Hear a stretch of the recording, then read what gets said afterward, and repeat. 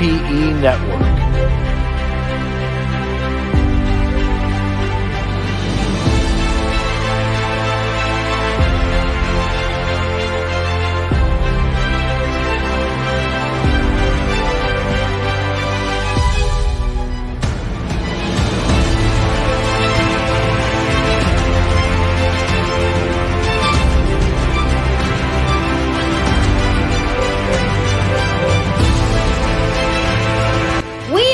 Florida Park Explorers. We explore the parks 5 to 6 days a week with great live streams and vlogs. We cover everything from rides and food to magic and fun and fireworks. So come join us on our adventures as we take you through the Disney parks and more. And check out our all-new channel, FPE Network. And thanks for watching.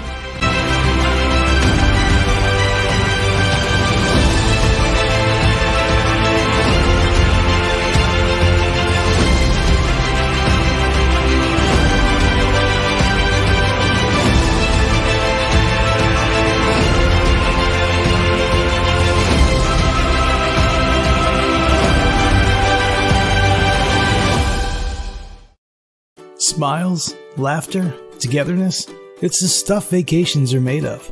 Not just the time we spend, but the memories we make together. So let Melska Planner help you plan the most magical vacation of all. We'll make it happen while you make the memories. Melska Planner, family vacations made magically simple.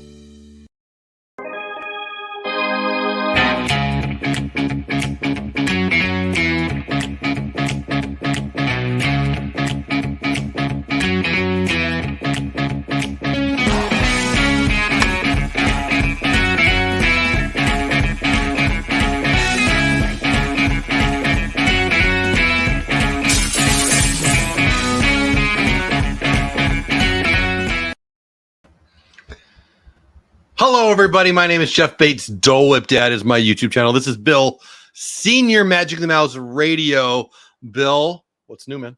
Not much. Just getting ready here, getting all my screens popped up here. We got a lot to talk about tonight. We do have a lot to talk about here. You know what, though? I've had a bad week because you hurt my feelings. Uh-oh. And I need the words I want to hear coming out of your mouth because of your hatred and general meanness about my Dodgers. They sound a lot like this. It's I was out of line and I was wrong. Have you heard that somewhere tonight? Did you say that? I didn't know. No. I think Will Smith said it to Chris Rock, but I want you to say it to me about my Dodgers. I was out of line and I was wrong. Go ahead. They lost 13-0, I believe, yesterday. You know what? Nobody cares about spring training scores, but we do have to talk about a little bit. What was I supposedly not wrong about? My Dodgers being spectacularly awesome and your Phillies Second. Okay. So one of our things that we're going to talk about tonight might be your favorite. I mean, I don't know if we're going to do 100 episodes of these or one more or a zillion, but I'm guessing it might be your favorite segment ever. And I don't even know if I sent it to our producer. Cody Bellinger strikes out a lot, producer Dave back there. So I think we should talk about a few things. We're going to talk about a little bit about Albert Pujols, a little bit about the Twins getting a pitcher, a little bit about my Dodgers and the Padres making a trade. That's crazy. And yeah, Cody Bellinger can't hit the ball. What the heck? Which one would you want to start off with, Bill Sr.? Well, it's a Dodger negative, so let's go with Cody. Screw that. Let's say hi to everybody in chat. KK's in the house, wants to say, need to support the Seattle Mariners. Joey D in the house. What's going on, Joey D? Explorer Jen's here. So, hello, Explorer. Jen Jeffrey, Jamestown Baseball Commissioner. You know, he shared this out on his Facebook page. Thank you so much for that. I appreciate that. Magic the Mouse Radio, I've heard of him. Pretty good guy. You want to start with Cody Bellinger? I'm pretty sure producer Dave doesn't even have this graphic, so that's okay because I don't want to see it. So let's start off with this. Yeah, we'll let him catch a breath there for a few minutes. Cody Bellinger seems to swing and miss a lot. Like, I'm pretty sure he's had like Piano Robinhouse.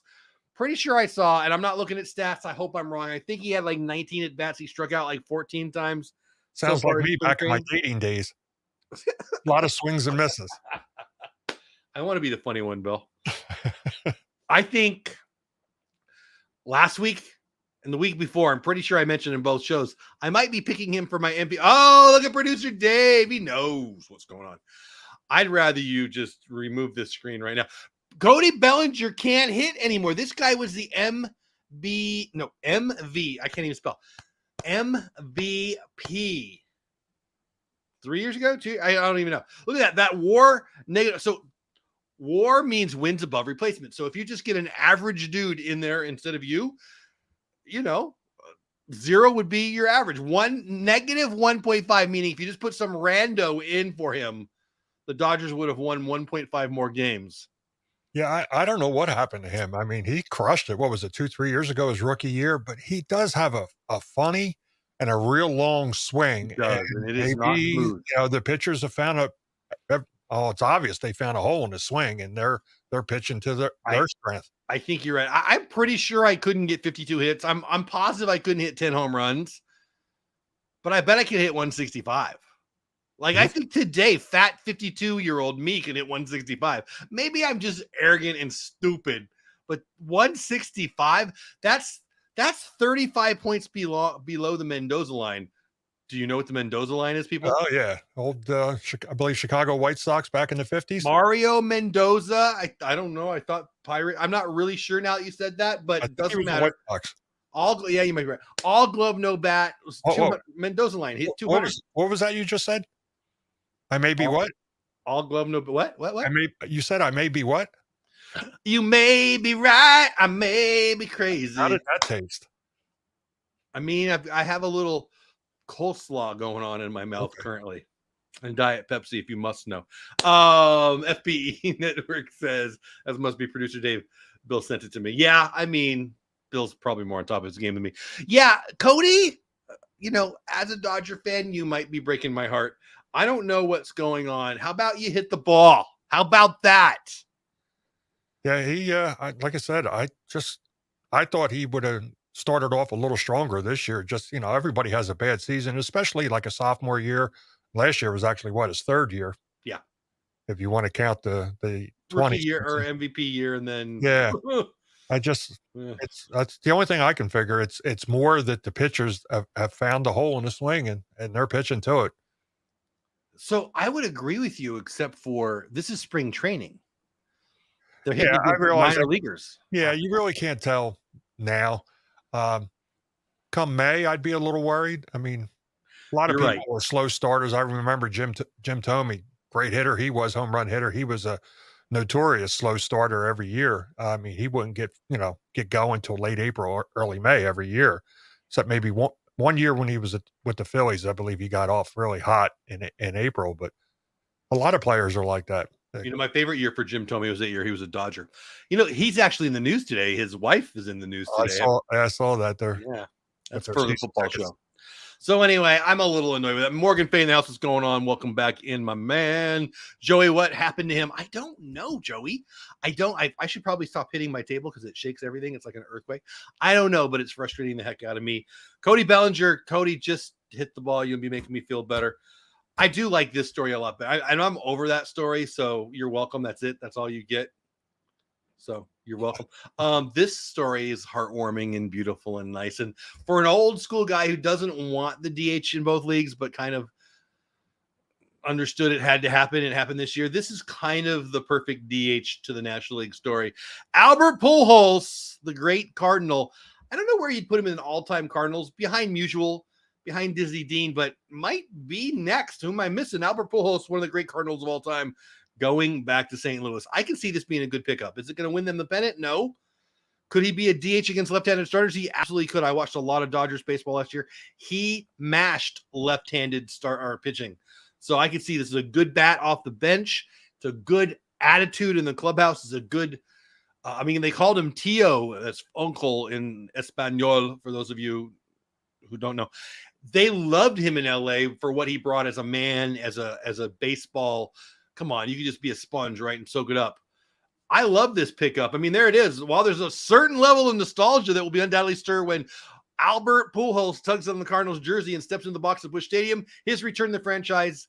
He previously led to 2 titles, ultimately came down to the experience level and veteran savvy he can provide as a DH and a pinch hitter. I will also say this, bobblehead night, Albert Pujols stirrups day, Albert Pujols spinny hat day, they're going to do well with Pujols in that lineup and in that clubhouse and on that field. It's a good signing for both, I think. It's definitely a good signing for Pujols because he'll get to retire a Cardinal, which I'm sure he would have anyway. If he didn't play this year, he would have signed a one-day contract. Yeah. He'll go into the Hall of Fame with Cardinal red on. Yeah. Absolutely. And for $2.5 million signing for the Cardinals, like you were just mentioning, the stuff they're going to get, they're still going to get some production against lefties. And for the, people in the stands. They're going to definitely get more people in the stands. And if I'm a Cardinals fan, I would be so ecstatic to see him again in the uniform. As a not Cardinals fan, if I was in St. Louis and they were home, I would be more apt to go to the game because he's there. That's just a fact. Yeah, absolutely. And like you said, last year he hit well against the Dodgers, and I'd love to see him. Yeah. I'd love to see him get 21 home runs this year and hit 700. That would be great. Appreciate you saying that because I forgot about that. And there's a couple other plateaus that I think you were within reach, right? I doubt he's hitting 21 home runs this year. That doesn't make sense. Well, he came close last year. What he hit 13 with the Dodgers? That feels right. I'm not looking at the stats, but that feels right. And he had a couple stretches where he was hot. Yes. Yeah, he did last year. And I can see him doing that again. We were talking about this earlier. I think it was me and you. I've talked to somebody about this today. Oh, it was actually my son-in-law. It wasn't you. So he's an old ball player, but there's rumors out there that he's actually older than he said when he signed. I've heard that before. The other thing, though, is with the Dodgers, like you said, there's no DH last year. There's a DH this year. So he's probably going to get more at-bats, which is going to help his swing. And he very easily could get 21 this year. Yeah. I don't know if I'm going to agree with it very easily. I'll be rooting for him, though. That's for sure. I love Pujols, the hitter. Pujols, the man, even more impressive. And that's saying something. Let's be real. In my lifetime, in your lifetime, who's on the list of better right-handed hitters than Albert Pujols? It's a short list. Manny Ramirez, maybe? Yeah, he was. Yeah, he was a mental case, but he was a great. You're talking about great hitters. I don't care. Yeah. Who's a better right-handed hitter in the A-Rod was a good hitter. Say again? A-Rod was a good hitter. Yes, absolutely. Point being, this is one of the great right-handed power hitters. He's one of the definitely top 3 in the last 40. And there you go, producer Dave throwing up the stats. Negative 6.6 WAR surprised me, but 17 big bombs, 236, 50 ribbies. Come on, that's a pretty good stat line for a half of a year. Yeah, basically on a guy who's coming off the bench. That's phenomenal. If you want to be real, where's he at? I don't think he's going to be close to Aaron and Bonds for all-time RBIs. But is he at 2,000 or is he real close to 2,000? Just right on the screen, 2150. Oh, okay. Look at his career WAR dropped under 100 after last year's 0.6 to the negative. That's interesting. Yeah, I don't think that'll keep him out of the Hall of Fame. Yeah, probably not. Look at that too. Not to stay on Pujols for the whole show here, but 13th round. That's why do we talk about Piazza's surprise draft pick, but not Pujols? Yeah, he came out. I believe he came out of a there it is, a junior college in Kansas or Missouri or. Amazing stuff. Yep. Amazing stuff. Anyway, great man, great ball player. I like it. Jeffrey Jamestown baseball commissioner says Kiki Hernandez, one of my favorites in the last few years, is a great baseball player. I'm assuming that was with the Dodgers a couple years ago. He was a stud. He came over from the Marlins actually in a trade. Great pickup for the Dodgers. He was a huge right-handed bat. Had a great career with the Dodgers and then moved on to Boston. And I think he's their starting. Well, he was their starting center fielder last year. I watched Jackie Bradley out there this year, but I watched the Red Sox game over the weekend, and he had a bomb out the left field. Talk about smashing left-handed hitters. Kike can smash left-handed hitters. Can play short. He's not a big guy. No, can play left. Can play center. Hilarious on Instagram. Hilarious in the clubhouse. Great. I love that, Jeffrey. Love that guy. Wish he was still a Dodger, but you can't have everybody. I think anything else on Pujols you want to say? No, I just, like I said, the big thing. I'd love to see him get to 700 this year. That would be awesome. Producer Dave, we got another story or two. Then it might be a good time for break since we're going to have a big section on what I guess we're calling comeback opportunities this year. Yep. Players that we expect to have a big year. We'll do that after the break. Before the break, though, what do you think about this signing? Chris Archer to Minnesota. Very interesting contract. 1 year, $3.5 million, which is a deal, right? Right. Mutual option, player and team. Year 2, $10 million. I don't know how that gets. If Archer has a great year, he's going to want more than that. If he doesn't have a good year, they're not going to want to pay him. So I don't quite understand why they do that second year option. But 1 year, $3.5 million.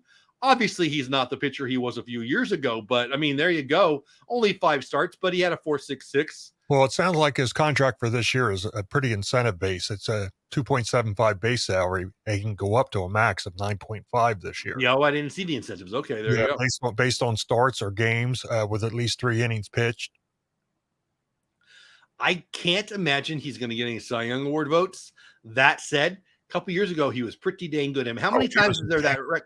Go ahead, buddy. I'm sorry. When he was in Tampa, he was an excellent pitcher. And how many times do you have those pitchers that come back as reclamation projects, find a spot that works? Minnesota could be a good team. I mean, I don't think they're going to be as good as they've been in the last few years, but I don't know. I really beg to differ. I think they actually might be better this year with some of the moves that they made. Maybe. I mean, Nelson Cruz is gone, right? I think. Yeah, but they definitely got a hell of a defender at shortstop now. They do. That's true. Correa's there. That's a good point. Yeah. We'll see. I think Chicago probably walks away with that division. They're probably the most likely team that's not named the Dodgers to win their division, but you never know. I mean, Minnesota has been playing pretty. I mean, they weren't like the Giants last year, but they've been playing over their head for a while. I like this pickup is my point. I don't know if I'm bouncing all around on this one or not, but I think that Chris Archer for $3.5 million or $2 million, whatever it is, it's a deal. I think it makes a lot of sense. He could eat a lot of innings and he might not do anything, but I mean, I like it. Yeah. It's like I said, it's a lot of money, but baseball terms these days, 2.75 bases is a lot of money. And if he can, be 3/4 of the pitcher he was in Tampa a few years ago, that's a heck of a signing. Yeah, exactly. I mean, there you go. Since 2014, the right-hander ranks 8th in the AL in strikeouts. I mean, that bodes really well for what he's done, and it's a lot of innings on the arm, but I like it. I used to be a Boys and Girls Club guy. I started with the Boys and Girls Clubs over 20 years ago. I've worked with them for years, and he's a Boys and Girls Club guy. So I've got a big place in my heart for Chris Archer. Just a nice kid and a exciting arm a few years ago. So there you go. Chris Archer to Minnesota. As a Dodger fan who grew up in San Diego, the Dodgers and the Padres are big rivals. Now, mostly for the Padres more than the Dodgers. The Dodgers think of their rivals as the Giants. Padres think of their rivals as the Dodgers. That said, it's pretty rare when my Dodgers and their Padres make a trade. But it happened today.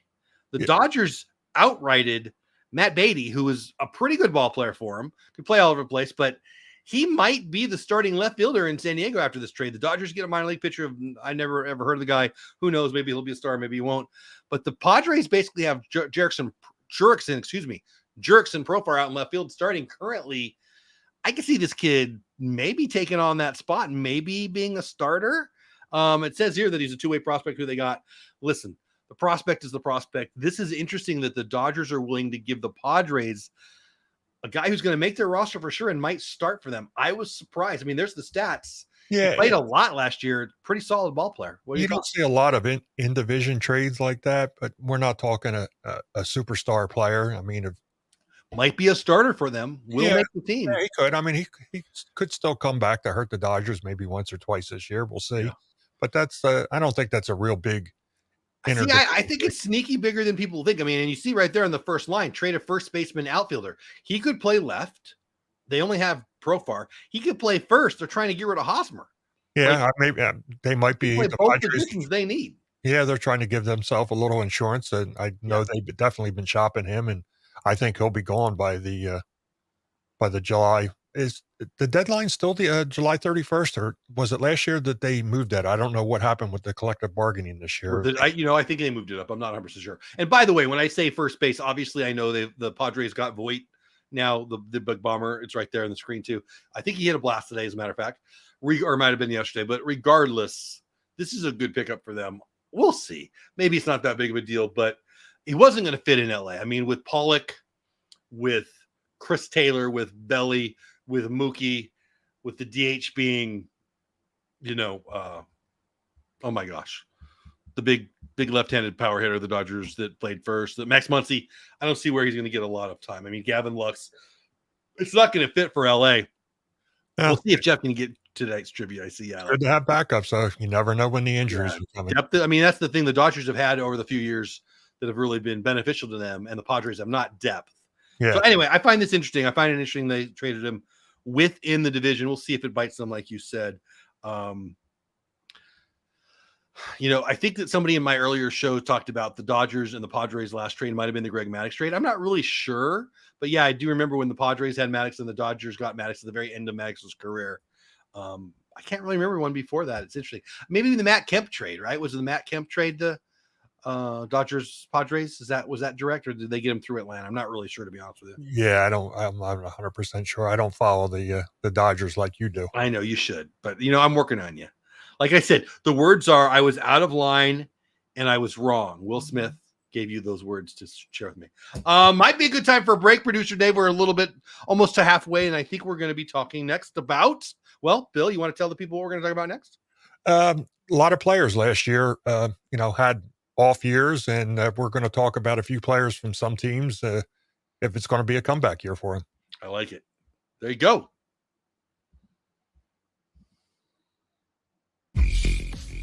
Main Street Treat brings Disney to you.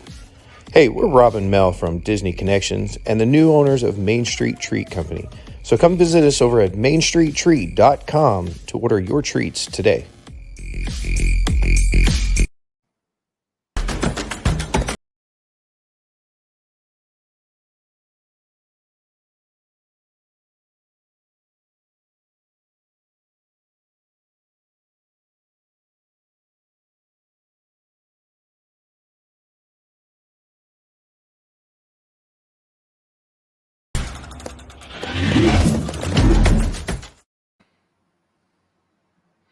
In the chat, I see my buddy Mike Wheeler showing up. What's going on, my friend? Morgan Fay had a question, and if you're going to follow along with this next segment, you can go to MLB.com, the article that at least that I'm looking at right now, I'm assuming it is the Bills. Every Major League Baseball team's rebound player for 2022. For you, Morgan, we'll start with the Blue Jays. It's right at the top of the article, and he's a player that I really like. Young Ryu, I hope I'm saying his name right, the Korean lefty. Dodgers had a great career with the Dodgers. He signs a big contract in Toronto last year. Pretty solid pitcher throughout his career. I was surprised to see him. I'll just read directly from it. Ryu has said in the past that his personal goal is to make more than 30 starts every year and have a 3.00 ERA. Usually gets those goals done. He had an ERA under 2.7 every year from 18 to 20. Last year, for the first time since 2013, he made more than 30 starts, but he had his highest ERA ever, 4.37. Now, that was going from the NL to the AL when there was not a DH, and now there is. Ryu's a stud. I can see this guy having a bounce back year. What are your thoughts, Bill? Yeah, he's I thought it was a great pickup for them last year, and he just had an off year, and I mean, it could have a lot to do. Toronto had a crazy year last year. I mean, they started off playing in Dunedin when the season started. Then they moved to Buffalo, and then they went from there. They went to Toronto on top of the away games during the year. So they didn't really have a home until what, like July or Yep. later in July. So that Stupid could COVID. that could be a big part of it. So yeah, I expect him to have a real big bounce back this year. Yep. Now, again, we're not going to be able to get to every team because then the show would go all night long. I'm just going to bounce around, Bill, but you dive in on anywhere if I miss a team that you want to talk about. For me, another interesting one is the Red Sox. Jackie Bradley Jr. This guy is so good defensively. He's fun to watch. Bounced back well in his final year with the Red Sox in 2020.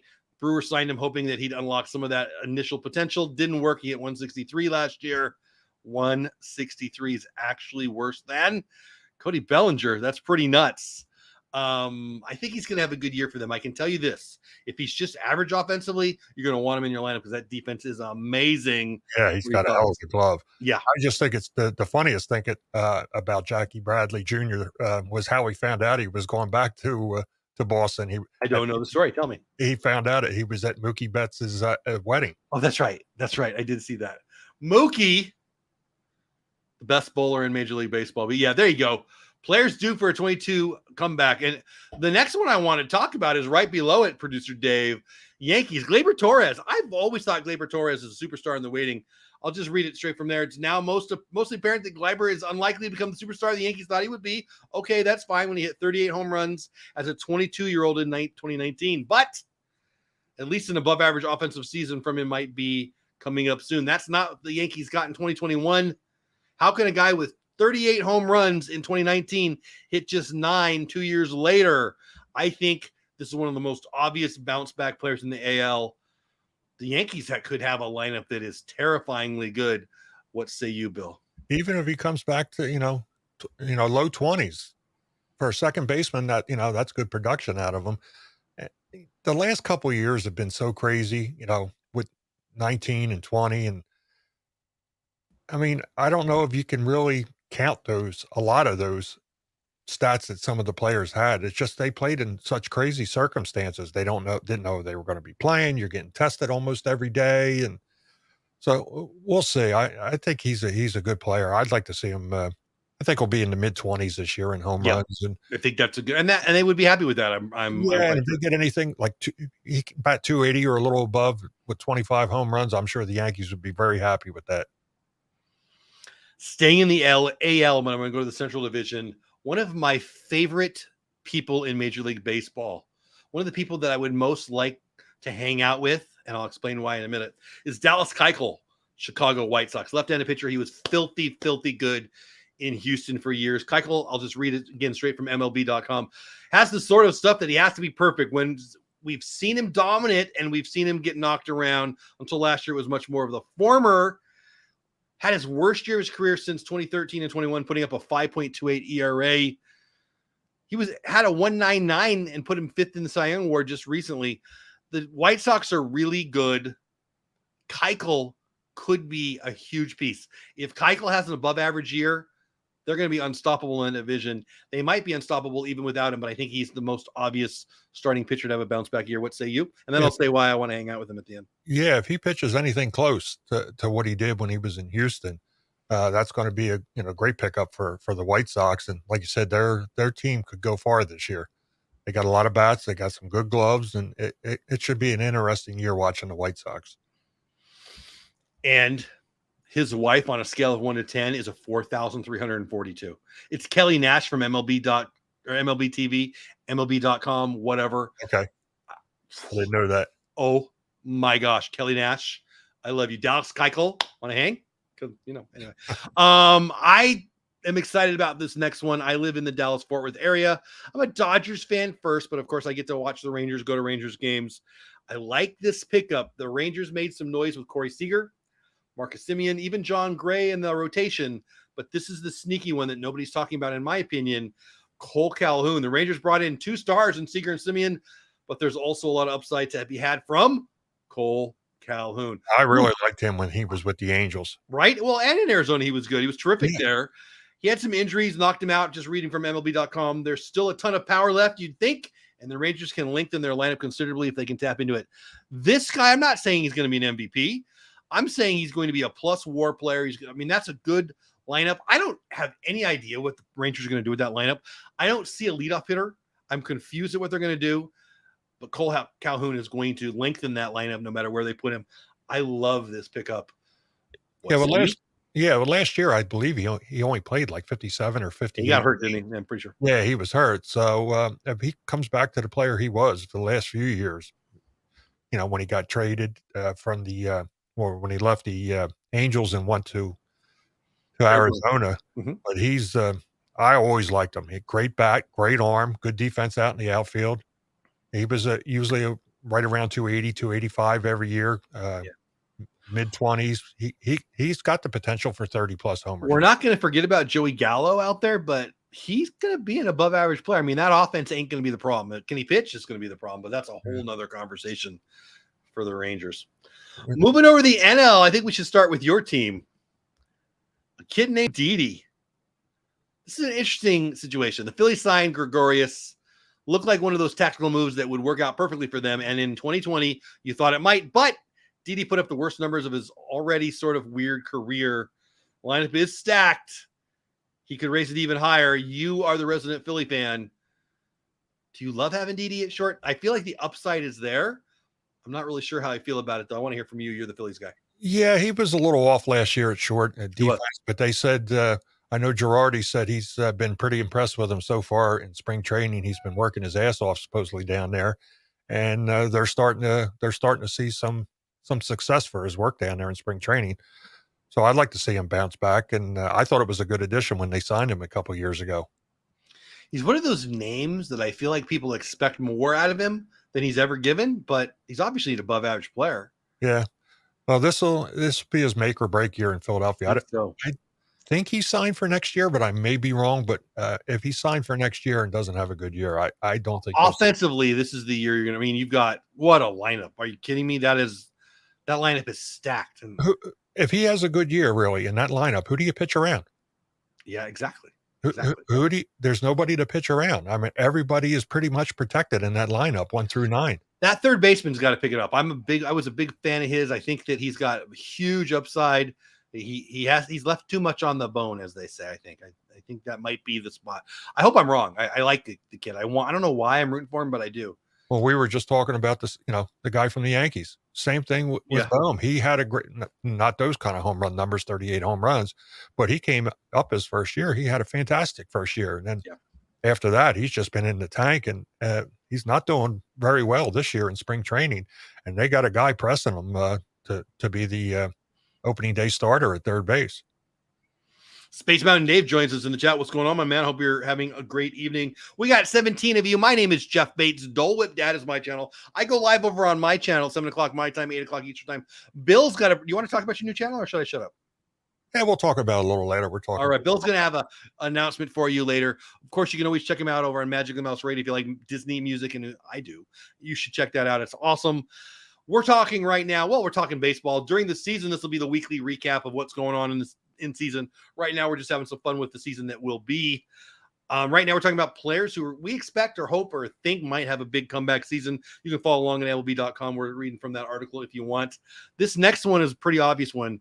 MVP candidate every year, the great Christian Yelich in Milwaukee. It's amazing what a poor year he had last year comparatively to the years he's had recently. There it is. It was not like he was bad by any stretch of the imagination, as the article says. Supposed to be a perpetual MVP candidate. A couple of years since he's been in anything close to that. He slugged 373, which is not good last year. That's 300 points lower than in 2019. What the heck happened to Yelich last year? And is he done, or are we ready for a big bounce back? No, I don't think he's done. I believe he's another one that ran into a few injuries the last year or so, late in 2020, and he was out a little bit, I believe, in 2021. I mean, he's one of them hitters. He's too good to keep him down that long. He'll figure it out.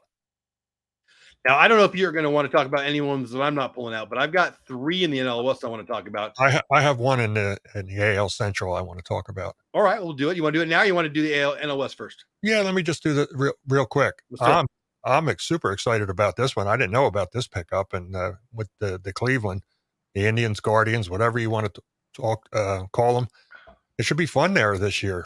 Carlos Santana is going to bring great music to the Guardians games. Now he had a really bad year. Kansas City thought it was a great pickup for them last year, and he had, I believe, his worst season of his career. That's pretty bad when 19 homers is the worst season of your career. A lot of people I know would be happy with a 19 home run season in the majors, but I think they should have a bounce back year for him, and that could be a good pickup for the Royals.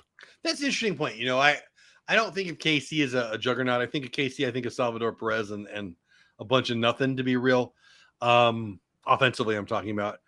Santana really put a hole in that lineup. Like, when you spend that money and put those resources there and it just doesn't work out. I mean, 19 bombs for a guy with that contract. It's pretty rough. I think you make a really good point there. I don't know if I believe in him. I mean, it's not like I watch a lot of Carlos Santana or a lot of KC baseball, but I've never really seen anything in him. But a line at the end of the year that surprised me. And this year it surprised me, or last year it surprised me the other way. So maybe it's just I haven't seen him swing enough. I mean, the surprise of last year in the American League was the Kansas City's catcher, the way he bombed. What maybe the greatest offensive catching year. God, it was unbelievable this year. Yeah, it's nuts. And it snuck up on everybody, in my opinion, because KC. He was always a decent hitter, and had look at the side. He's a big. Oh yeah, he had that horrific injury a few years ago that basically I thought he was. How many catchers have a good second half of their career? I mean, very rarely. Yeah. Woo. That's most of them wind up at first base or DH. He might be knocking on the Hall of Fame the way the guy is. Another year or two like last year, he very well could. Interesting stuff. I'm going to take it back to the NL West now. We got three I want to talk about. One of my least favorite players and one of my favorite players. We'll start with the D-backs. I don't hate him for his D-backness. I hated him for his giantness. Mad Bum. Guy is a lunatic. Love it when Max Muncy took him deep and pointed out to the pond, but that's a whole other thing. I'll just read from MLB.com again. He finally made a mostly full season of starts in 2021, but he still has barely a league average pitcher, was a league average pitcher. Bumgarner is still somehow only 32 years old. That shocks me. But boy, he's got a lot of innings on that arm. Sure would be nice to see a vintage Bumgarner, wouldn't it? He had a little run last year that was good. He's one of the reasons why I'm sad we're going to have a DH in the NL, because he was fun to watch hit. This guy paid too much for the D-backs. In my opinion, he's going to be one of the reasons why the D-backs are aren't going to be anywhere close next year to the playoffs, unless, of course, I'm wrong. If the Mad Bum turns into Mad Bum a couple of years ago, come on, this is one of the best World Series pitchers ever. Do you think he's got anything left in the tank? I do not. I'm sure he's done, but I want to hear from I don't think he's got early in his career Giants left in his tank. But you got to look too, like you touched on it for a minute there. All the times that they were in the playoffs when he was with the Giants, he's got another season plus on his arm just in the playoffs. I read an article a few years ago. Those guys, pitchers that have big postseasons, Oral Hershiser in '88, there's a bunch of them. Their careers end pretty fast after that. I think there's something about those innings that's more than the average inning. Obviously, right? That high pressure. And I think the adrenaline dump, I think it takes something out of you. I mean, does that sound crazy? I think the data is pretty clear. If you have a long season with a lot of innings and you're elite, and then you have an elite playoff run as a pitcher, doesn't bode well for your next couple of years. I'm really surprised with pitchers like him, and it didn't affect Scherzer with his year with Washington when they won it all. But now, I mean, the World Series can go into November. Yes. And you have top pitchers pitching, all that time. Come November, they're really only getting a 2-month rest, because in January, the pitchers are starting to ramp up, usually about a month before the season. They're starting to ramp up for the new season. And I'm really surprised some of those teams that have had pitchers that pitched a lot of innings in the playoffs didn't really start them off slow, and maybe not, let them make a start in the majors until mid to late April. I was saying to everybody who listened to me last year that Clayton Kershaw was going to have 120 innings or so and then be fresh for the playoffs. And it looked like it was coming true. And then, of course, he gets hurt right before the playoffs. Yeah. The Disney fanatics in the house. What's going on, my friends? I'm glad to see you here. Great question. Why does it seem the Giants eat up pitchers? Lincecum, Bumgarner. Yeah, good point, right? I mean, he went He was a great pitcher. He went south as quick as he rose. There's more. Barry Zito. I mean, the list goes on. I know the year he pitched in Philadelphia, he wasn't even half the pitcher he was when he was with the Giants. Yeah, I don't know. I don't have an answer for that. I chalk it up to bad luck potential or good luck if you're a Giant hater like me. But you make a good point. Lincecum was fun to watch, wasn't he? Herky-jerky, weird, eclectic guy. Not unlike Barry Zito, pretty weird from the left side. Very interesting pitchers they've had. But yeah, you're right. They well, think about it. Pretty quick. Him and Bumgarner, when they were winning those World Series, would they win 3 World Series in 6 years? They would win one. I try to erase those every other year. Memories. Yeah, but they were still making playoffs in those off years that they didn't win the World Series. So they were racking up a lot of innings, in the postseason. They're my least favorite Major League Baseball team because I'm a Dodgers fan, but the respect level is high. Bruce Bochy, one of my favorite managers of my life in my era. I like him. Yeah, I do too. I wish he would have stayed in San Diego, frankly, but really, really respect how they reload. I very much hope they crash and burn tonight. But anyway, it is what this year. My next one staying in the NL West, he's right on the screen there. One of my faves. I really want him to have a big year. The spring training he's having is horrible. We talked about it earlier. Obviously, it's the easiest pick on the whole list. In what universe does Cody Bellinger hit 165? I said it earlier. I'll say it again. I'm a fat 52-year-old man who's pretty sure he can hit 165. 165. Are you freaking kidding me? He started to turn it around in the postseason, and if he can return to MVP caliber, the Dodgers will win 162 games. Now, I joke, but only a little. I still wonder if you remember to the playoffs, the shortened season, he mashed the home run, he jumps up, he does the bash, he knocks out his shoulder. He plays in the next game because, of course, he does. It's the World Series, but his shoulder popped out. I have believed that last year was a big, fat, trying to get better from an injury year. But this spring training, 14 Ks and 19 at bats or whatever. But did he have surgery in the offseason after they won the World Series from that, or no? I don't know. I think that they cleaned it up. I don't remember. It's been a long time. But whether he did or he didn't, I was kind of erasing last year for that reason. That's not the case right now in spring training. Yeah. Tell me for real. Does Bellinger hit 25 bombs, and is he a starter in August in LA? Well, right now I'd have to say it's a 50-50 proposition. There's no way he hits 165 and they let him stay in that lineup. No, there's no way. Not with the depth that they have on the bench. Yeah. But I wouldn't worry about him this year until, like I said, late April, first week of May. And if he's still hitting like that, then they got something to worry about. Well, when we do our prediction show a couple weeks ago, you might have heard me in at least my top 3 MVP Bellinger. Now, I'm not even sure if I'm going to think he's going to be a starter. So I don't even know what to think. Maybe I'm just being I mean, it wasn't 165, but look at the first half Freddie Freeman had last year. And then look what he did. I think he batted close to like 375 or 365 after the All-Star break, and he was unconscious. That's fair. Very different players, both with the weird swings, but that's fair. I don't know. I don't know. We'll see. If I was you, I'd be worried come May 1st. Well, it is what it is. Nope, Belly has struck out 14 of 19 struck. Like, I don't know. But that brings me to the Padres in the NL West. I like what they did here. Padres have on this list Yu Darvish and Blake Snell. Did you see the video of Blake Snell striking out high school kids this week? I did see the video of that, yeah. Pretty cool video, which makes me think that maybe I couldn't hit 165. Regardless, I'll just read from MLB.com here. Remember when the big debate was which of the Padres' new pitchers was their top Cy Young candidate?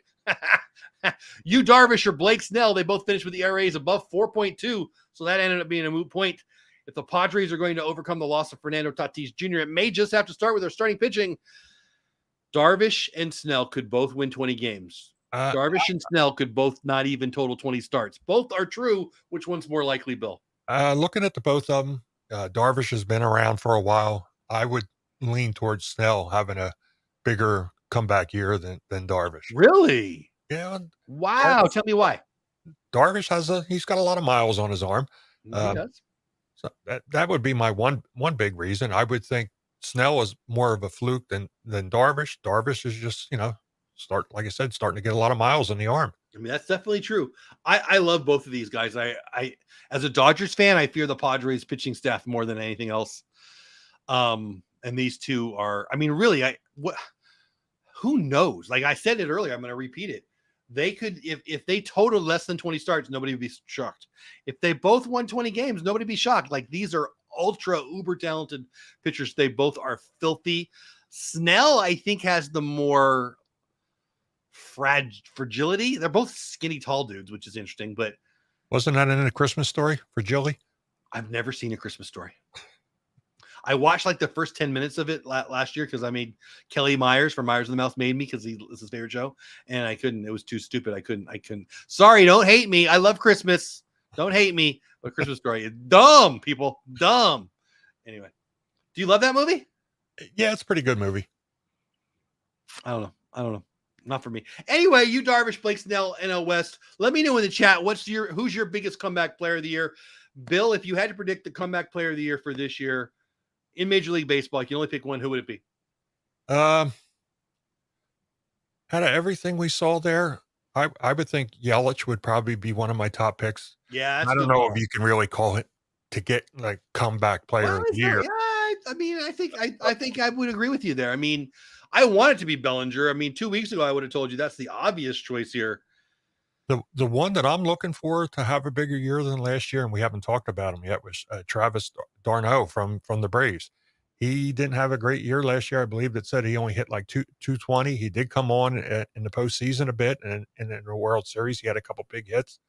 But it's right there, and he's coming off a Silver Slugger in 2020 for catcher. Yeah, exactly. But I've always liked him. I'm not sure if what I liked about him was his bat. I think the bat was a surprise. Yeah, at least to me. Oh, he's a great catcher. Yes, and that staff. I mean, that's a great young staff. Again, Dodger fan, so I'm rooting against the Braves. By the way, and again, this isn't our preview show. We'll do that. Maybe we'll do that next week. I don't even know. Yeah. We probably should do it next week. But I'd see a lot of people making their NL MVP pick Matty Olson, so that'll be interesting. But to d'Arnaud, I think that if he does what he does behind the plate with that pitching staff, they're okay with him in 220. To be real, if he's a Silver Slugger, that's a lot of fun. If he can get back to about, I'd say 260 or whatever, 260, 270, they'd be extremely happy with him. But like I said, we'll see. But out of all on the list here, that's him and Yelich would probably be my two. I think for me, it's Yelich and Belly, and I think it's wishful thinking for me on Bellinger, if I'm being totally honest. Yeah, that's a shame because he had a season to remember his rookie year. He was sure did. I mean, the way he swings and the way he was whipping home runs out of Dodger Stadium. That it's interesting too. So as a minor league hitter, he didn't show a lot of power. He had a lot of everything else. Great glove, 5-star arm. He could play center, he could play first, hit for a high average, but they kept saying he's going to develop power. Boy, did he. And then it poof disappeared. Like, I don't know. It's an interesting swing. I haven't watched a lot of their games. I'd be curious. You said with that shoulder injury, if he's had most of his strikeouts have been on inside stuff. And I don't know. That could be a tell if his shoulder's still bothering him too. You're right. Getting to the inside pitch. Disney Fanatics, think they will allow Snell to pitch more than 4 or 5 innings for the first 3 months of the season. It's interesting how pitchers get that rep. I was confused at what they were doing with him. They did it in Tampa Bay and they did it a little bit in San Diego. I don't know why maybe they know something we don't know. It's just the way it just amazes me the way that pitchers get babied these days. Yes. I mean, back in the day, there were pitchers that pitched both ends of a doubleheader. There doesn't seem to me to be that much evidence that the less innings route that so many teams are going now has helped anybody. I really don't think it. I think the evidence is the opposite. I think the only difference is with today is it's not what they're pitching in the majors. It's the miles that they got on their arms before they got drafted. A lot of these guys fair. Going around the country, playing in all these tournaments and showcases. I wonder if it's everybody in the junior leagues in high school and all of that, throwing sliders and all the putting that torque on the elbow, and they're pitching a high school season. Then they usually have 1 or 2 other teams that they're playing on. If you're just pumping in fastballs and changeups, that's one thing. But if you're putting that torque on that elbow, you're right. And look at who we're talking about, Blake Snell. Huh? That elbow's, that's a whip. And you look at Bumgarner with that weird motion. Getting a little in the weeds here if you're not into like pitching mechanics. But some of these guys, torque is weird. But then you look at a Yu Darvish. interesting stuff. Very slight build. I mean, huge. What I think is like 6'5", but weighs less than my dinner. So very interesting body. And one thing we didn't talk about with Baumgartner. Do you think he'll see any time at DH this year? I do not, but that's one of the things that I came around. You got to make the move. You had to go to DH, but I'm going to miss watching those guys hit. I mean, back in the day, I loved watching when Oral Hershiser came up to hit. It was a different at bat. I wasn't Steve Garvey hitting. It was freaking Oral Hershiser, but it was fun. When I was a kid, I don't know how it happened, but if I went to a Phillies game maybe 3 or 4 times a year or 2 times a year, it seemed like every time I went, Steve Carlton was pitching. Yeah, there you go. And I couldn't tell you how many times I've seen Steve Carlton hit a home run in the old vet in Philadelphia. Clayton Kershaw, one of the greatest pitchers of our lifetime. He couldn't get Mad Bum out for a couple seasons. Yeah. Crazy. Right. And you talk about, Don Drysdale back in the day, Robin Roberts, we talked about, we're talking going back in the Wayback Machine here now, but come on, we've got guys like Michael Lorenzen who can absolutely DH and be a pitcher. Rick Ankiel a few years ago, Shohei freaking Ohtani. I mean, they made a new rule this year. If you start off as a pitcher, you can be the DH. Like, I like that. I think it's more exciting. But I get it. Chicks dig the long ball, all that stuff. But anyway, to answer your question, Disney fanatics, no, I don't. I don't think so. I think the new analytical manager thinks that the 4 and the 5 innings is enough. And I think they're just going to go through the minor leagues, the relief core and dip into the minor leagues and have 25 different relievers throughout the year. And I think if they get 4 and 5 out of Snell, they'll be happy. I never understood that thinking. How many teams have deep bullpens? Look at the Phillies, for instance. More and more now, but certainly not enough yet, right? Yeah. I mean, you got a starter that half the time they don't give them a chance to pitch out of it. Yeah. And they just yank them. And I mean, Philadelphia, how do they not have their starting pitchers going at least 7 innings? Yeah. I sometimes wonder if it's a play on salaries. Like if you just get a bunch of wonderkin arms every year and you plan on having 20 or 30 relievers go through your roster throughout the year, maybe, and you burn out their arms, maybe you save money. Well, I mean, Andrew Miller, by the way, retired. I think did that happen for last week's show? I'm not sure if we talked about it on the show. I think it happened to be after last week. He changed baseball. He changed the way we look at relief pitching. What was it, 2016, 2017 in Cleveland, whatever that year was. One of the great pitchers year ever. Frankly, Blake Trinan last year, one of the great relief. He's had 2 of the great relief pitching seasons ever, and he'll be the closer in LA this year. But Miller retired, and we should give him a little salute. But also, not his fault, but a little hatred on the old school in me, because I guess if you have Andrew Miller, maybe it's a bad argument. But I really like letting the starter go through the 5th inning or the 6th inning, or dare I say the 7th inning. I mean, and I don't understand now with the expanded rosters. What is it, 27? I think they're going to carry. 26, or maybe you're right. I was 26 or 27. Why? Like, especially with a lot of the teams, their number 1 pitchers, if they have a game where they're pitching, 110 to 120 pitches in a game, if you got the extra roster spots, why they're not letting them sit out, or go on a 6 days rest instead of, 5 days rest. Just go with a 6-man rotation that week to give them the extra day. Well, and now you've got these teams that are starting with that, the starter goes 1 inning and you're just having a bullpen day. You saw teams going 2 days in a row, bullpen days. To me, you can't do that without burning out your bullpen unless you're planning on bringing up a ton of other players, which, again, Dodgers. But the Dodgers did a really great job with that, playing that rotation, the 10-day DL or whatever it was. Now it's back to 15 because teams like the Dodgers were taking advantage of that. And what happens if you do that and you pitch your bullpen all that one game and the next day you go 16 innings, right? Who's pitching then? Disney Fanatic says the Phillies relief pitching is like watching a shopping cart with a broken wheel in an empty parking lot rolling away in the wind. I think that was for you, Bill. Yeah, I know. Well, in Philadelphia last year, they put an extra gate for people to come out of the stands onto the field. The hot dog, the soda guy, the beer guy. They all got decent arms, so they had a way for them to come out. Now they got a guy. Well, I was going to say a kid. He's not a kid. He's probably around 30 years old, I believe. He was helping out. And I don't think he was the high school coach, but he was an assistant coach at the high school where I graduated with about a year or so ago. Adams. He pitched the other day, and I believe he had a strikeout in the game. He came in like the 7th inning, and he's got a shot. If he probably won't make the big team, but he's got a shot at going the AAA this year. Keeps pitching the way he has been. He's got a shot at coming up. That would really be cool. I love that kind of stuff. My name's Jeff. Dole Dad's my channel. I go live on my channel, 7 o'clock my time, 8 o'clock Eastern time. Almost every night, we're going to talk a lot of baseball there. That's my buddy Bill, Magic of the Mouse Radio. He's going to tell you about his new project here in a minute. Before we move on to that, and before we go on to, I think you got a trivia question for me. My phone just died. I hope you don't need to call me. My phone just died. I want to say, what did I want to say? Next week, I think we're going to do our preview show next week because I think the season will be happening the week after that, right? So without looking at the calendar, expect our preview show. What we're going to be talking about is the winner of each division, the winner of each league, the winner of the World Series, MVP, Cy Young, Rookie of the Year. Me and Bill will be giving you our picks, and you guys come next week, all right? Come next week ready to let us know who you think will be the MVP, who's going to win the World Series, and all those things. Bill, trivia question time? Question mark? Yep. And I know you're a Dodgers boy. I found another Dodgers trivia question for you. Let's stump Jeff. Bring it now. Just so you know, if you're new here, I don't know what he's going to ask me. I have no idea. Last week he asked me who the 27th round draft pick in 1492 was or something. The first round draft pick was. So let's see. All right. Hit me. Hit me with your best shot right now. Who did the Dodgers play in the very first regular season home game at Ebbets Field?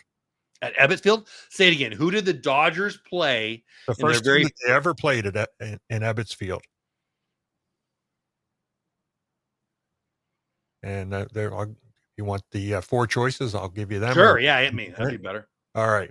It would be the Yankees, the Braves, Pirates, or the Phillies. So this is a real regular season game? It was, that I would assume it's their first home game of the season, but it said, who did the Dodgers play in the very first regular season home game at Ebbets Field? Okay, and give me my 4 choices again. Yankees, Braves, Pirates, and Phillies. Yeah, I bet it's the Phillies because you're the one asking me the question, so I'll go with the Phillies. Yeah, I saw that. And that was here's the good news. That means we probably won, right? The Dodgers lost their first game at Ebbets Field 1-0 to Philadelphia Phillies on April 9th, 1913. Oh. So if you don't know, Ebbets Field was in Brooklyn, not California. Brooklyn, New York, back in the day. Were they the Trolley Dodgers at the time? Or were the Phillies? Were the Phillies even the Phillies yet? Weren't they? No, the Phillies have been around since the 1800s. Were the Athletics and the Phillies both in Philly at the time? Yeah. Interesting. Okay. Yeah, the Phillies have been around, I believe, since 18. I had the glass for their 100th anniversary, but they've been around since the 1800s. Wow. That's why they have over 10,000 losses, because they've been around so long. I do love. Here's a trivia question: who has the most losses in the history of baseball? Oh, the Phillies. Okay. Like I said, they've been around a lot longer than the other teams. I can't believe what a bad luck for you that I just threw out that question and happened to find that. You got another one for me, or is that it? Just one tonight?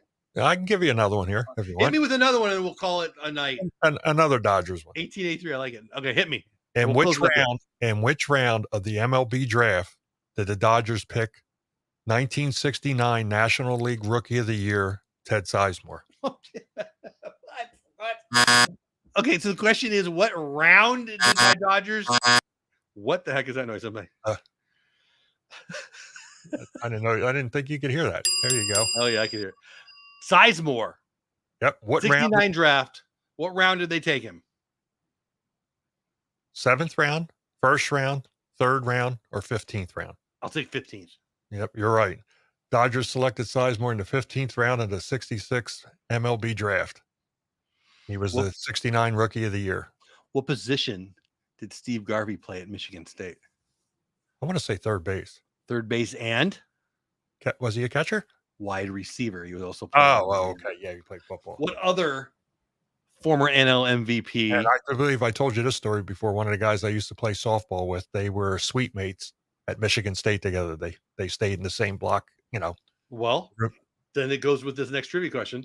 What other former NL MVP was also a receiver at Michigan State? Kirk Gibson. Yes, good for you. All my Dodgers. All right. Was he a receiver or was he a tight end? I think he was a receiver. I might be wrong. I don't know. I didn't plan to ask you questions. Yeah, you couldn't be wrong twice in one night. That's unlikely. I'm with you. Guys, my name is Jeff Bates. Dope Dad's my channel. That's Bill Senior. Bill, you haven't told me about the channel. You want to tell me about the channel before I close up? Yeah, I started a new channel. I'm a big tech geek, and I started a channel on Apple Tech. It's called Talking iTech, and I put the first video out last week. And it was excellent. And I'm not just saying that because I like it. And I'm working on one now, and it'll probably be out later in the week for the upcoming Apple iPhone 14, all the rumors and leaks that are coming out. Could be some big changes coming to the iPhone this year. One of the great companies in the history of history right there, Apple. Love it. I love that you're doing that channel. You should check that out. My name's Jeff Dope Dad. That's Bill Sr., Magic the Mouse Radio, and iTech. What? Talking iTech. Talking iTech. Please go check that out. I appreciate every single one of you. My phone died, so I don't know how many people we got in the chat now. But look, we have 12 and 12, between 12 and 14. I appreciate every single one of you. Please give some love to the FPE network. My mouth is not working. Please give some love to the network. They do Disney, they do travel, they do sports. They got a great hockey show that I popped in the other night. Give it some love. Become a channel subscriber. Become a channel member. Give them some love. Please check out Bill's stuff. Check out my stuff if we haven't pissed you off already. Again, Bill, you got time. I was out of line and I was wrong about my daughter. You want to say that? Will Smith, I feel like he was helping you. What am I supposedly wrong for? What was that out of line? Hating on my Dodgers. Oh, no. I think like that was obvious. I can't wait till the end of the year until the manager eats a little crow there. 162-0, baby. Yeah.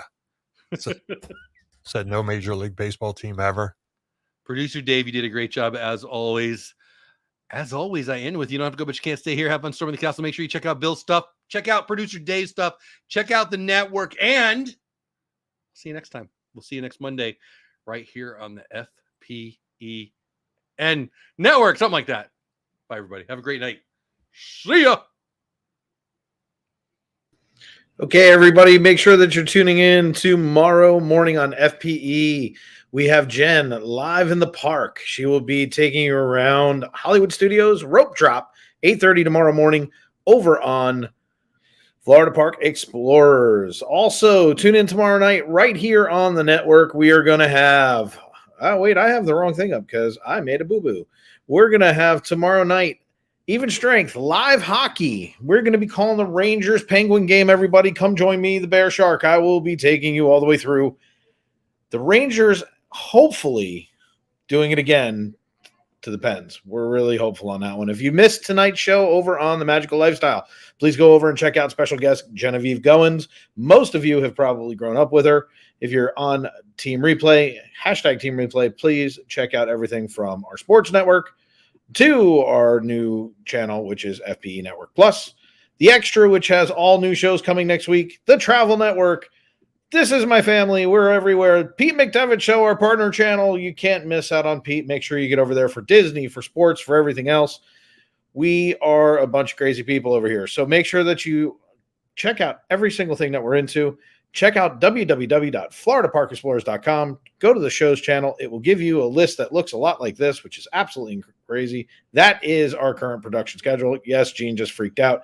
Thank you, everybody, for joining us. And until then, take care, everybody. Have a wonderful night. We'll see you next week.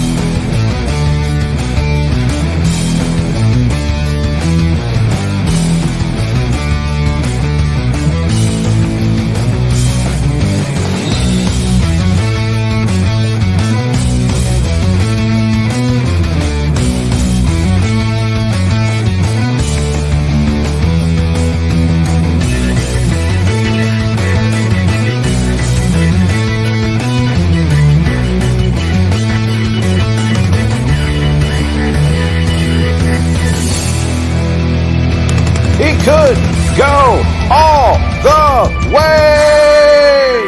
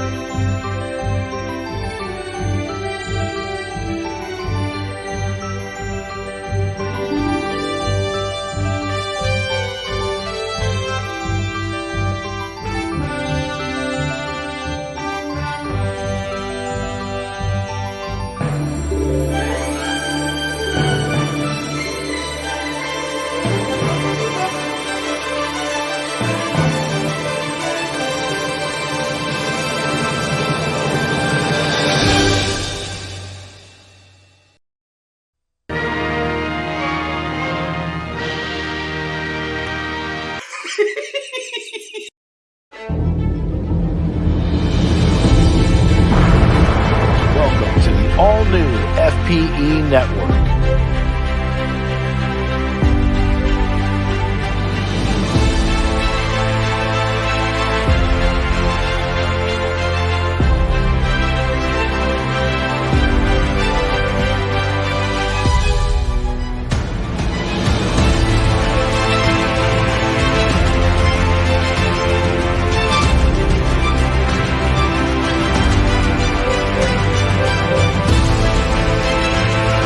We are the Florida Park Explorers. We explore the parks 5 to 6 days a week with great live streams and vlogs. We cover everything from rides and food to magic and fun and fireworks. So come join us on our adventures as we take you through The Disney Parks and more.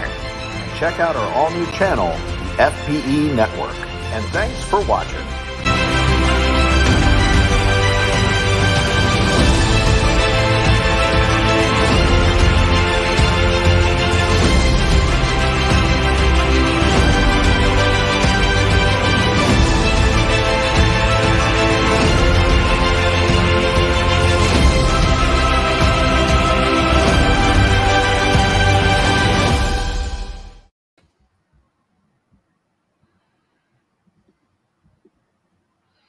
What is going on, everybody? We are back. Listen, got a little spike. So we want to talk a little more baseball with you. I'm glad you're here.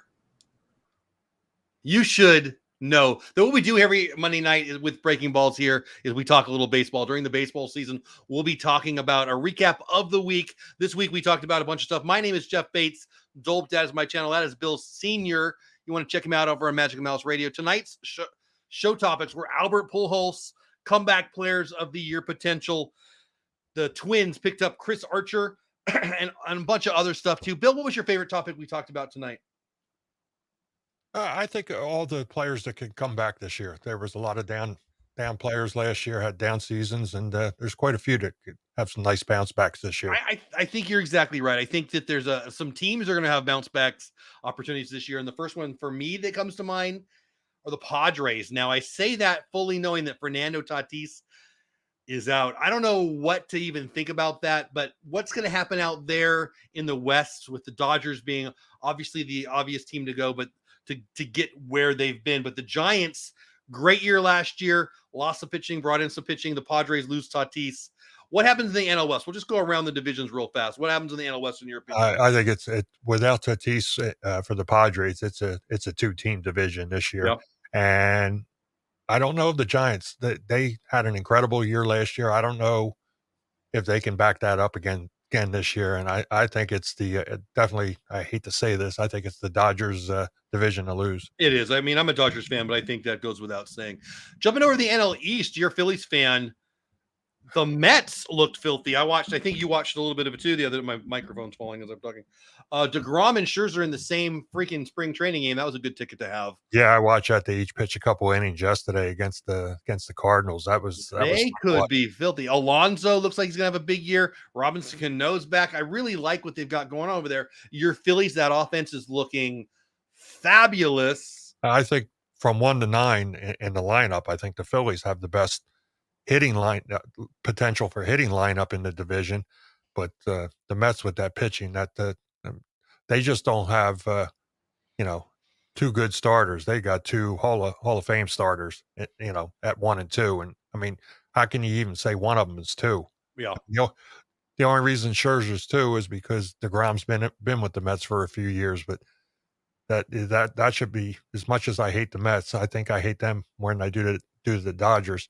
That should be an interesting division. I think the Phillies could win the division if they get anything out of their bullpen, but I think the Phillies are going to have to score 6, 7 runs plus every game because they're not a great defensive team, but man, Castellanos hit a ball today and hit out in left field in Clearwater into the wind, and he hit it on top of the tiki bar out in left field. Wow. Any kind of wind, that was way gone, and so that should be a fun lineup to watch. The team in the NL East that I'm most excited about is actually the Marlins. That pitching staff, unbelievable. Might be one of the best young pitching staffs I've seen in my life. They just signed I was shocked at that. They just signed the World Series MVP. Yeah, and that I don't think they're going to, win the division. I think the Phillies are definitely. They can hang around. We got more teams going to the playoffs. Maybe add a bat or two. Maybe stay 500 and get in. Yeah, in that division with everything going on in that division. I mean, they could put it all together and have a good year, but I just don't see it happening this year. And you know who we didn't talk about? We talked about the Nationals. I don't think they're going to have much there, but it is what it is. I mean, no, I don't even know why I mentioned that. Yeah, but I think they're in a rebuild. And then the team that we didn't mention, honestly, is the Braves. Matty Olson instead of Freddie Freeman. Pitching's a year older. I like what I see out there. Are they the team to beat still? Or yeah, I mean, if you lose Freeman, you're losing a lot. But they didn't lose much. They really didn't lose that much. And they got a younger player. They have great glove, more power. They have to be the favorites, definitely, I think, to win it in the East. And I'm looking at Acuna. I'm looking at the Phillies getting the wild card this year. But yeah, Acuna, they say he's not going to come back until probably late April or May. And it's coming back from an injury like that. It's probably good to keep him out of the early games, especially with the cold weather. You never know what you're going to get when they're playing a little bit up north, and that's smart. But that should be, I think that's a team to beat in the East again. NL Central is interesting. I thought a lot of people would be picking the Reds, but the Reds had their own fire sale. The Pirates haven't been good since Roberto Clemente. Okay, maybe not. That's not fair. But I like the Cardinals. I like the Cubs, but I don't like neither as much as I like the Brewers. That pitching staff is lights out. Yelich doesn't even have to have a good year for them to be the odds-on favorite. Would you agree with me? Brewers in a rout? In that division, I never count the Cardinals out. I never can. I mean, it just seems like they don't load every year. You're right. Yeah, I mean, they just seems like it's going to be a down year, and for something they usually have a good minor league. They bring somebody up, and they're always in it. So I wouldn't never count out the Cardinals. We're doing a little extra innings for you because we got a bunch of people popping in. If you're brand new to the network, thanks for being here. My name is Jeff Bates. Dole Whip Dad is my channel. Check out my live stream, 7 o'clock my time, 8 o'clock Eastern time, most nights. That's Bill Sr., Magic of the Mouse Radio. And tell them about the tech channel real fast. Yeah, I started a new tech channel called Talkin', TALKIN 'iTech. And each week I'm going to be doing videos on geeking out on Apple technology. I love that. And this is the FBE network, Disney stuff, travel stuff, sports stuff, everything you want. Stick around, become a member here, give them some love. Let's talk about the AL. Let's start in the West. I live in the Dallas-Fort Worth area. I'm a Dodgers fan, but I get to see the Rangers a lot. They made a lot of moves. John Gray at the hill, Marcus Semien, Corey Seager up the middle. We also added Cole Calhoun. We talked about that earlier. I like what they did. I hate what the A's did. I think that means that my Rangers won't come in last place. The Astros are still good. They lost Correa, but for me, it's going to be the Mariners this year. Yeah. That roster is loaded. What do you think about the AL West, Bill? Yeah, I think the Mariners, the pickups that they made, especially since the lockout ended, they got to be the favorites going into it. But, I like some of the things that the Angels did. If Trout can have a bounce-back season from his freak injury last year, which I couldn't believe he was out from May for the rest of the season on a calf injury. But I watched that game yesterday too, where Thor pitched yesterday, his first game pitching for the Angels, and he pitched a nice game yesterday. I think he pitched like 3 2/3 innings, and he looked good coming back from an injury. And Ohtani, I mean, that's the new Mr. Baseball right there. And you get Trout back, and Rendon can come back to form. I think he kind of had an off year last year. they could have a shot at a wild card, I believe, this year, the Angels. I have no idea who is the most likely AL MVP, but I think it's probably an Angel. Ohtani or Trout are going to get the most preseason. Yeah, I thought votes. Trout was he was off to a big year again last year. And like I said, that freak calf injury, and I've had that injury that he had playing up in Cooperstown. I took 2 steps out of the batter's box and I completely tore my calf muscle, and I was messed up for months. But I was, 50 years old, not 30 years old, but I really thought he would be back. But when it came to the time at the end of the year when he was back and he could play, why was it really worth it? Risk it for this year. So I guess it was smart that what they did, but I just hate him. I'd like to see him racking up stats because when he's on fire, he's on fire. Brian, Sports and Entertainment in the chat. Welcome in, buddy. I hope you're having a great night. If you're new here, please subscribe to the network. Check out Bill and check out my channel, Dole Dad, and his iTech channel. We would love to see you around more. We got 2 more divisions and we'll wrap up for the night. We'll be back next week. AL Central's interesting. Royals, Guardians, probably not going to do a lot. Tigers, I actually think might have a shot, dare I say it. I like what they're doing. They got a stud at third. Is it Torkelson? They got some young pitching. Yeah, they've been playing him at first in That's preseason right. games. That's right.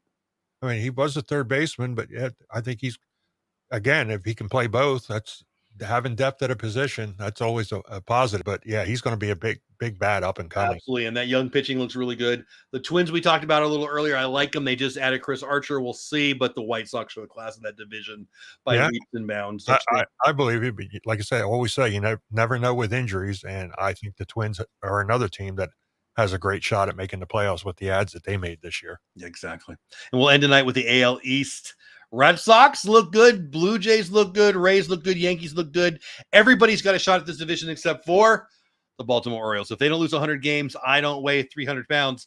They have no shot. They have whatever the biggest bet you could put on that they're going to come in last place, I would put on it. They have no chance. I can't remember his name, though. The one thing I am looking forward to out of the Orioles this year, and they're saying he's probably not going to break camp with the team, but he's going to come up, and his name is the catcher? Yeah, the catcher that they drafted, I think, out of Oregon. Was it their number 1 pick? They are really high on that kid. I can tell you the last time a high draft pick catcher did good was never. I don't know. I don't know. We'll see. I can't remember. There was a catcher about 8 or 9 years ago, was another big name like that was coming up in the minors. He came up, started out strong, and then he just fizzled. And I can't the last stud college catcher that did good in my mind that pops ahead is Buster Posey. Yeah. I think I'm a Padre. I'm from San Diego, so I think of Ben Davis. Those high draft pick catchers just hardly ever make it. We'll see. But the team to beat, in my opinion, the AL East is Toronto. Oh, without a doubt. Love the staff, love the offense. Are you kidding me? Who's the best player on the team? Guerrero, probably. That's a dumb question, I guess. But Springer's great. I mean, that team is stacked. Yeah, that infield, that's got to be one of the best infields in baseball. And what's the average age of that infield? Like 24? 13. Yeah, I totally agree. Yeah, it's just crazy what they've drafted in the last 7 or 8 years in Toronto. They should be a real fun team to watch. And Guerrero, he just matches. It's going to be fun to watch for sure in the AL East, all the divisions. We'll talk more next week about all of it, the divisions of who's going to win the leagues, who's going to make the World Series. We'll talk about the new playoff format a little bit. Probably MVP picks, I think, next year. Exactly. MVP picks, Rookie of the Year picks, Cy Young Award picks. I'm looking forward to seeing and watching the Travis story with the Red Sox. Says Brian, I agree. Story's a neat kid, great bat, great glove, great pickup for Boston. Interesting to see him at second base with Xander over at short. We talked about that a little bit last week. We are here every week on Monday nights right here on the network. That is Bill Sr. I am Jeff. My channel is Dole Whip Dad. You can find him on the radio at Magic Mouse Radio and on the tech channel we talked about. Please, please, please be here next week. Bill, anything you want to say to the peeps before we say goodnight?